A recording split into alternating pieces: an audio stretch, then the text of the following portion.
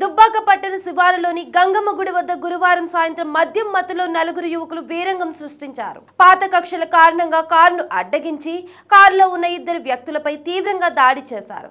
విష్ణు, మహమ్మద్ రషీద్ అనే ఇద్దరు యువకులు కారులో గంగమ్మ గుడి వద్ద ఉండగా దుబ్బాక పట్టణానికి చెందిన నలుగురు యువకులు మద్యం తాగి కారులో ఉన్న విష్ణు, మహమ్మద్ రషీద్లను అడ్డగించి దాడి చేశారు.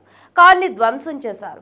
ఈ దాడిలో ఇద్దరు యువకులకు గాయాలు అయ్యాయి. స్థానికులు వారిని చికిత్స నిమిత్తం ఆసుపత్రికి తరలించారు. గాయపడిన మహమ్మద్ రసాద్ భార్య ఇచ్చిన ఫిర్యాదు మేరకు పోలీసులు నలుగురు యువకులను రమణ, భాస్కర్, రామమల్లు, వినోద్, శరత్లపై హత్యాయత్నం కేసు నమోదు చేశారు. శుక్రవారం సాయంత్రం నలుగురు యువకులను అదుపులోకి తీసుకుని రిమాండ్కు తరలిస్తున్నట్లు సిద్దిపేట ఏసీపీ మధు తెలిపారు. నిన్న జరిగింది ఈ సంఘటన. సాయంత్రం రషీద్ తన మిత్రుడు విష్ణు కలిసేసి వాళ్ళ కార్లో వస్తుండగా రమణ అతని మిత్రులు కలిసేసి రషీద్ మీద మరియు విష్ణు మీద దాడి చేయడం జరుగుతుంది. రషీద్ కారును ధ్వంసం చేయడం జరుగుతుంది. రమణ తమ్ముడిని రషీద్ దూషించడం జరుగుతుంది.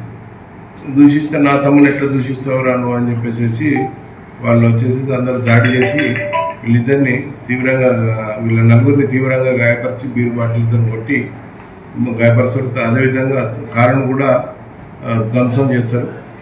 దాంతో వాళ్ళందరినీ అదుపులో తీసుకొని మేము ఈరోజు హత్యా ప్రయత్నం కేసులో అంటే 307 కేసులో ఈ నలుగురిని మేము జైలుకు పంపిస్తున్నాం.